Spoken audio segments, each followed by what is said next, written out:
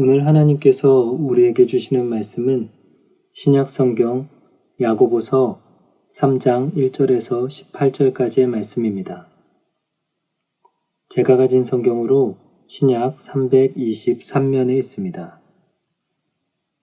하나님의 말씀을 봉독하겠습니다.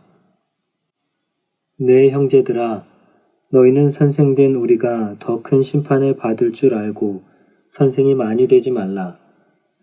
우리가 다 실수가 많으니 만일 말에 실수가 없는 자라면 곧 온전한 사람이라. 능히 온 몸도 굴레 씌우리라. 우리가 말들의 입에 재갈을 물리는 것은 우리에게 순종하게 하려고 그 온 몸을 제어하는 것이라. 또 배를 보라.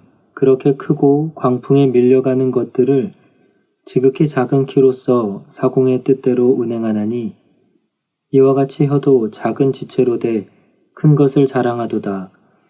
보라, 얼마나 작은 불이 얼마나 많은 나무를 태우는가. 혀는 곧 불이요 불의의 세계라. 혀는 우리 지체 중에서 온 몸을 더럽히고 삶의 수레바퀴를 불사르나니 그 사르는 것이 지옥불에서 나느니라.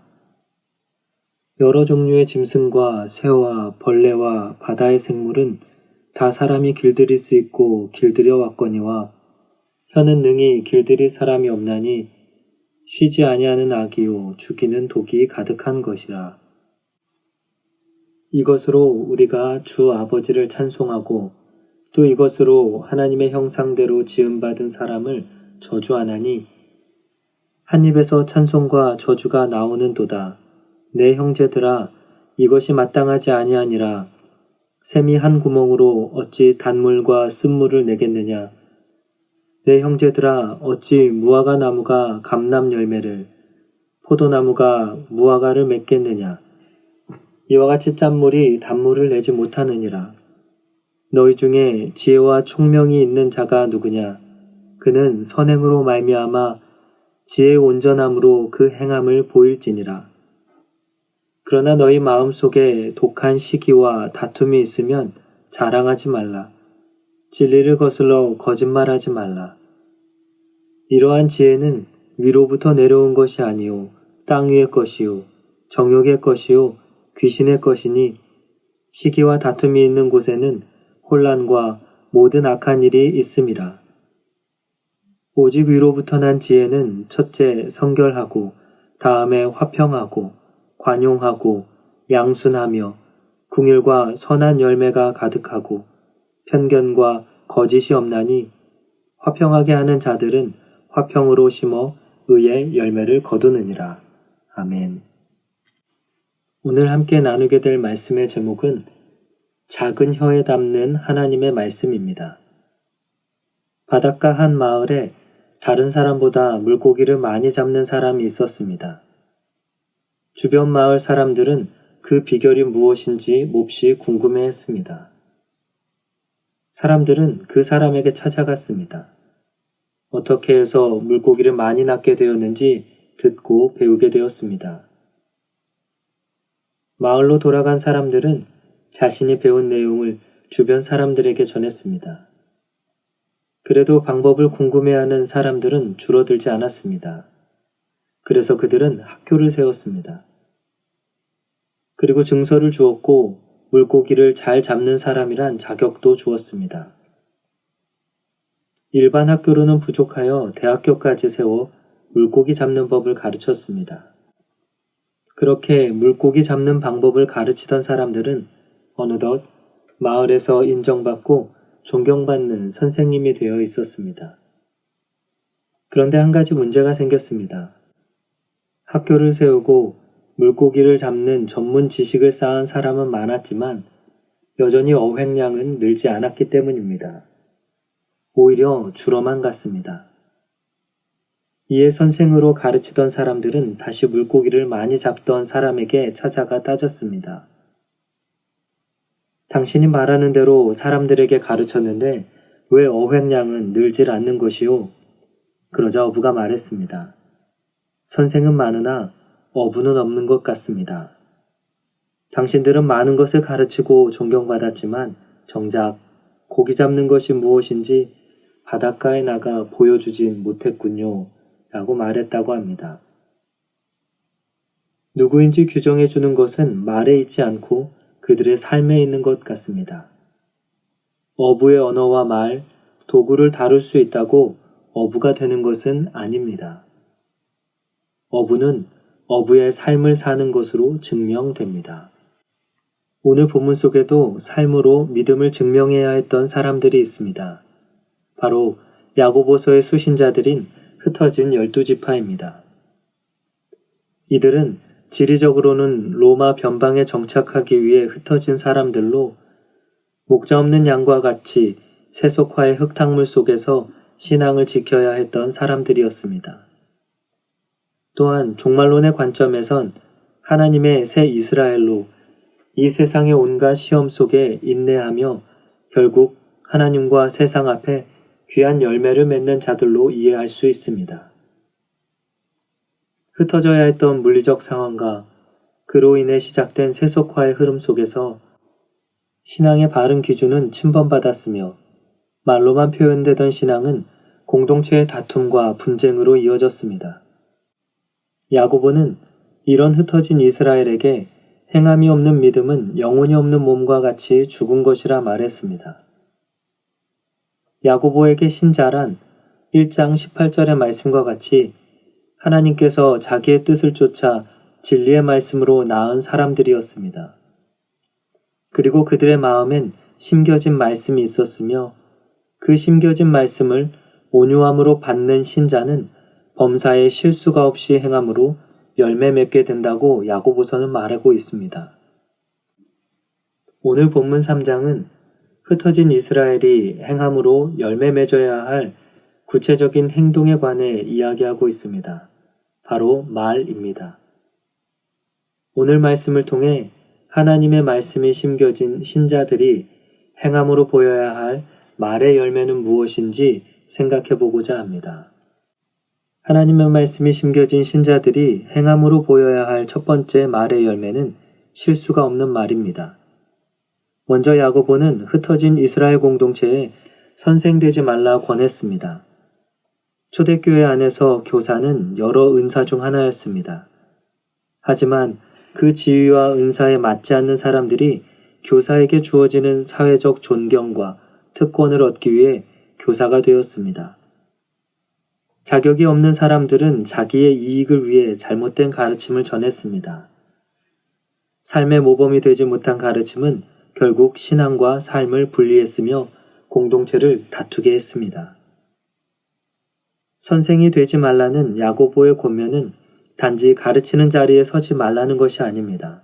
오히려 말에 실수가 없는 온전한 사람이 많은 사람을 가르치는 자리에 설 수 있다는 것을 말하는 것입니다. 여기서 실수라 번역된 헬라어는 걸려 넘어지다, 잘못하다, 죄를 짓다는 의미로 사용됩니다. 따라서 말로 다른 사람을 걸려 넘어지게 하거나 죄를 짓는 것이 없는 자가 온전한 사람임을 알 수 있습니다. 또한 야고보는 말이 재갈을 입에 물게 되므로 주인에게 순종하게 되는 것과 배의 방향을 잡는 작은 키이지만 사공의 손에 있을 때 큰 광풍도 이겨낸다는 것을 예로 말합니다. 하지만 작은 혀이지만 많은 나무를 태울 수 있다는 것을 통해 우리의 말이 누구에게 순종하고 있는지도 생각해 보게 합니다. 마태복음 18장 7절의 말씀입니다. 실족하게 하는 일이 있음으로 말미암아 세상에 화가 있도다. 실족하게 하는 일이 없을 수는 없으나 실족하게 하는 그 사람에게는 화가 있도다. 오늘을 사는 우리의 모습은 어떻습니까? 오늘 우리가 하는 말들은 어떤 것입니까? 다른 사람을 걸려 넘어지게 하고 그들이 잘못에 빠지게 하는 말은 아닌지, 또 자기를 높이며 자랑하는 말은 아닌지 살펴보는 하루가 되어야 할 것입니다. 하나님은 사랑하는 여러분의 입에 우리의 말이 아닌 하나님의 말씀을 담길 원하십니다. 그리고 그 말씀대로 스스로 굴레 씌우며 살아가는 자가 참된 교사이며 온전한 사람임을 기억하는 우리가 되어야 할 것입니다. 하나님의 말씀이 심겨진 신자들이 행함으로 보여야 할 두 번째 말의 열매는 찬송의 말입니다. 본문 6절에서 12절은 잘못 사용되고 있는 혀의 모습을 보여줍니다. 야고보는 혀가 곧 불이며 옳지 않은 불의의 세계라고 말합니다. 혀의 잘못된 사용으로 온 몸이 더럽혀지고 삶의 수레바퀴가 불타게 된다고 그는 말했습니다. 세상의 모든 짐승은 다 사람이 길들일 수 있지만 혀는 길들일 수 없고 쉬지 않는 악이며 죽이는 독이 가득하다고 말했습니다. 이 같은 야고보의 표현은 혀를 부정한 대상으로 이해하게 합니다. 그리고 혀는 우리 지체에서 떼어내야 할 존재라는 생각을 줍니다. 하지만 야고보는 혀에 관해 부정적인 표현을 말하며 작은 지체이지만 혀가 가진 영향력을 보여주며 신자의 혀가 담아야 할 원래의 목적이 어디에 있는지를 알려주었습니다. 그것은 바로 찬송입니다. 이사야 42장 8절의 말씀입니다. 나는 여호와이니 이는 내 이름이라. 나는 내 영광을 다른 자에게 내 찬송을 우상에게 주지 아니하리라. 이사야 43장 21절입니다. 이 백성은 내가 나를 위하여 지었나니 나를 찬송하게 하려 함이라. 야고보는 혀의 참된 목적이 하나님을 찬양하는 것에 있다고 말합니다. 그러나 한 샘에서 두 물이 날 수 없고 나무가 다른 열매를 맺을 수 없듯 신자들의 입에선 하나님의 형상대로 지음받은 사람을 저주하는 말이 나올 수 없다고 말했습니다. 이를 통해 우리는 신자의 입에 하나님의 말씀이 담겨야 한다는 것을 생각해 볼 수 있습니다. 오늘을 사는 우리의 모습은 어떻습니까? 하루를 살며 우리의 입은 많은 말을 내뱉습니다. 하나님이 지으신 우리의 혀는 하나님을 찬송하기 위해 존재합니다. 그러나 우리는 하나님이 주신 것으로 세상을 축복하지 못하며 저주하고 있진 않은지 돌아보아야 할 것입니다. 하나님의 말씀이 심겨진 신자들이 행함으로 보여야 할 세 번째 열매는 위로부터 난 지혜를 따르는 말입니다. 앞서 우리는 말과 그 말을 실행에 옮기는 혀가 하나님의 말씀을 담아야 한다는 것을 나누었습니다. 이에 본문 13절에서 18절은 우리 말과 혀에 담을 하나님의 말씀과 맺어질 열매에 관해 설명해 주고 있습니다. 땅으로부터 시작된 생각은 독한 시기와 다툼, 진리를 거스르는 거짓입니다. 이 모든 것은 정욕으로 시작되는 것이며 악한 영의 것이라고 야고보는 말합니다. 하지만 위로부터 난 지혜는 성결과 화평, 관용과 양순, 긍휼과 선한 열매가 가득하며 편견과 거짓이 없는 것이라고 그는 설명합니다. 하나님은 사랑하는 여러분의 말과 혀에 하나님의 말씀이 열매로 맺어지길 원하십니다. 이것을 위해 우리의 입이 하나님을 위해 지음받았으며 우리의 말이 아닌 하나님의 뜻, 하나님의 말씀을 담아 그 말씀의 열매를 맺는 것이 우리의 삶으로 나타나야 한다는 것을 우리는 기억해야 할 것입니다. 어부의 말을 알고 한다고 어부가 될 수는 없습니다. 어부의 존재는 물고기를 낚는 배 위, 즉 어부의 삶의 자리에서 증명됩니다.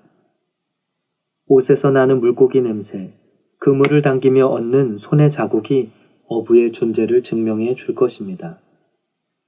신자의 존재는 말씀을 행동으로 나타내는 온전함으로 증명될 것입니다. 작은 혀이지만 하나님의 뜻을 담고 그 뜻을 찬양하며 위로부터 난 지혜를 심어 열매 맺는 우리가 되어야 할 것입니다. 그리고 오늘 하루 여러분의 말과 혀가 거짓과 분쟁, 세상과 자기 높임이 아닌 하나님을 노래하는 하루가 되어야 할 것입니다. 기도하겠습니다. 하나님 아버지 감사드립니다. 오늘도 야고보서를 통해 신자가 맺을 삶의 열매에 관해 나눌 수 있게 해주셔서 감사드립니다. 특별히 우리가 행하는 많은 말에 관해 생각해 봅니다. 우리의 입이 스스로를 높이기 위해 사용되지 않게 하시고 하나님을 찬송하는 곳에 쓰이게 하여 주시옵소서. 우리의 말이 땅의 것과 귀신의 것을 따르지 않게 하시고 위로부터 난 지혜를 따르게 하시고 그것을 말에 심고 담아 열매 맺게 하여 주시옵소서. 성결이 필요한 곳에 거룩함을 맺어 주시고 화평과 관용과 양순과 궁유를 담아 전하는 우리의 말을 통해 하나님이 나타나게 하여 주시옵소서. 우리는 연약하오니 사공과 같이 말의 주인과 같이 하나님의 권능으로 우리를 그리고 우리의 말을 다스려 주시옵소서. 감사하며 예수님의 이름으로 기도합니다. 아멘. 생명의 말씀으로 나를 채우사 주의 길 예비케 하소서. 성령의 능력으로 길을 부으사 진리를 선포하게 하소서.